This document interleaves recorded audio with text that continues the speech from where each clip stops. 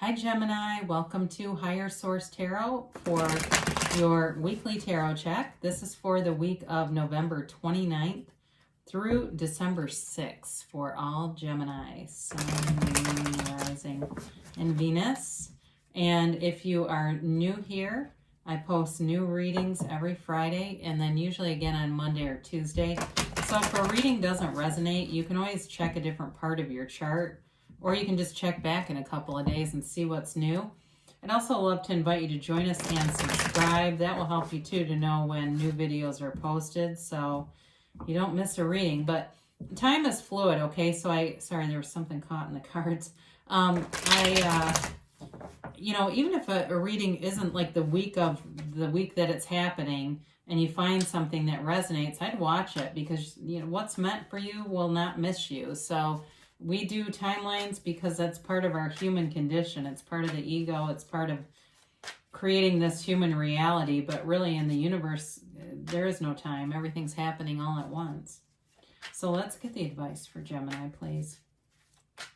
What does Gemini need to know? Sun, Moon, Rising, and Venus for Gemini. Okay, let's just do one more. There we go. So we will do our tarot reading here, and then we'll do an Angel Answers Oracle card reading, where you can ask a yes, no, and a timeline. So we've got here, I just had this for a different Taurus, I think, the Eight of Pentacles, Justice, the Knight of Wands, the Seven of Wands, the Empress, the Seven of Swords, the Devil, and the Queen of Cups. Well, you're definitely breaking free of some kind of pattern. I do feel like right away, once I pulled Justice and I was going through, anybody that's been waiting on some kind of a legal settlement, you are getting it. You are going to get communication. And it does go in your favor. And it may have been a long time waiting, or it feels like it's taking longer than it should. And that very well could be related to the pandemic. That seems to have slowed a lot of stuff down. People working remotely and things not just moving along how they should. That may be for a very small group of people here. But I also feel like you're going to break away from somebody here and you're going to be happier being away from them because I think you have a new opportunity coming in. Could be work related and it could be a relationship. But I do feel like with the Seven of Swords and the Devil showing up here, it's like you've got some kind of a transformation showing up. The Devil shows up, it's Capricorn energy. You have Libra here too. You've got, actually, let's talk about that. You've got Aries, Leo, Sag. You've got Pisces, Cancer, Scorpio. You've got Taurus, Virgo, Capricorn, and then the others that I mentioned. When we look at the Devil here, it's really a card of not being as you could be. It could be a situation too, though, not being what it could be, like kind of resting on your laurels, or it could be just lazy people around you. And this is like somebody who's lazy and like cuts corners, these two together. They cut corners and they do stuff really half-assed. For somebody here, I know this is an odd thing to say, but I feel like you have to be careful of a contractor if you're doing a home improvement job. And I get it when I look at this Eight of Pentacles, like you're investing in something. It's like a deck or lumber or something. Be aware of that. Get a couple estimates. Be checking their background. And again, that may be for very few people, but I do get that. The Eight of Pentacles, though, generally you do have a good payoff with this. So it overall, I would say this is definitely a positive card, but there's some connection here for me coming through with just, like I said, maybe very few amount of people. But with this Eight of Pentacles, it's nose to the grindstone, man. It's like gains. It's you in terms of any area you put effort in. You're going to be focused on it. If it's diet, if you're going, you know what, I'm not going to go into the trifecta of Thanksgiving, Christmas, New Year's, and come out January 2 bloated as a turkey. I'm not doing that. You're going to be fine. You'll do an awesome job being focused, staying focused. Somebody here, though, maybe about too, working and saving some money. And something about a house comes through, whether it's this home improvement stuff or it's just in general wanting to save and have a house for yourself. And So it may take a little bit of time, but you're doing all the right things. They're telling you you're right on schedule. You're on the right track with this. In terms of being in a relationship too, it's weird because the Seven of Swords and the Devil, it doesn't feel, it feels like another storyline. Like it's, well, but it could be in your story, I guess is what I'm trying to say there. Like it's some other element that does not feel like it's with a primary relationship, like a significant other. It's somebody else that comes in. But with this too, in terms of investing in a relationship, it's time to get serious for some of you. Now, some of you, I get somebody, I mentioned before, in a legal settlement, things will be righted, but I also get with somebody a marriage here, and he is, justice is not necessarily a wedding officiant, but I do get somebody going to like the justice of the peace and getting married. So for some of you, you may be focused on that and thinking that's really where I want to go with this, is something long-term, stable. There's a lot of integrity here. This is about the absolute truth. So in anything that you do, it's not only you being integrous, but the people around you too. Justice won't tolerate a liar. It's really interesting that justice is right above the Seven of Swords, because justice would shred the Seven of Swords. It'd be like being on Judge Judy. They wouldn't last a second. You know, when somebody comes in and they don't have the right documentation, they just try to spin a story and she humiliates the person. I mean, they literally are no contest for one another. So this also, though, brings in balance for you, too. So if you felt like things haven't been fair, and I'm going to say the fair word, yep. If you felt like they haven't been, things are going to come into better balance. Part of that's you being in alignment, though. That focus that you get out of the Eight of Pentacles brings you into a nice place of feeling in alignment. It brings in successes. And as we do that, that amps up our vibration and we start to get on a roll. We get momentum. And I hear somebody saying, I'm really on a roll. And it's because you are. You're getting momentum because your vibration is ascending.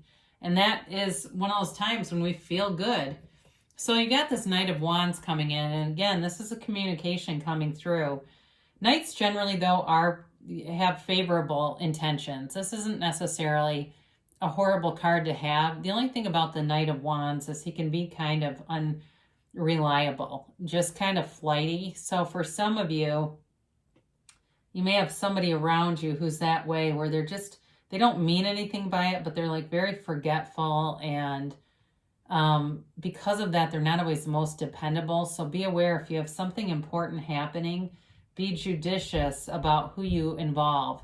There's a reason why all these words come into the reading. They're not necessarily my words in particular. I feel like there's something with that justice. So who knows, if somebody's getting married, be careful who you give your license to, right? And pick somebody that won't leave it somewhere like the top of their car and drive away. So the Seven of Wands here shows up to tell you you're moving forward. And this is with strength. This is with power. This is with authority. So in terms of, you know, anything that you've been waiting on, things move forward, and it does so in a way that is unstoppable. It really is like this is a final decision. And in terms of work too, again, I feel like if you've been putting in a lot of effort, because there is effort here, there is an investment here, you will move into the position you're supposed to be in. And this is not unemployment. Nothing in this reading tells me somebody's going to be unemployed. So if you've been looking for a job too, you may be finding other resources, like maybe a part-time or a full-time thing at Amazon, because they've been hiring like mad. That just popped up. But places like that are really hiring a lot of people, it's kind of like this pounding the pavement kind of energy, where maybe it's not your, final spot to rest or land, but it gets you by and it gets you moving and it gets you out there and it brings up your vibration so you don't feel trapped or stuck. So the Empress comes in, and this is new growth. It's new opportunities all around you. So with the momentum of the Seven of Wands brings in a dividend here, and it's it's got an interesting energy to it when I start to look at these. The Eight of Pentacles, the focus, the dedication, the commitment, the action of that Seven of Wands, and the outcome of the Empress. All right, that's what I'm getting. So the Empress brings in a lovely energy. It really is manifesting. She's the creator of the material world.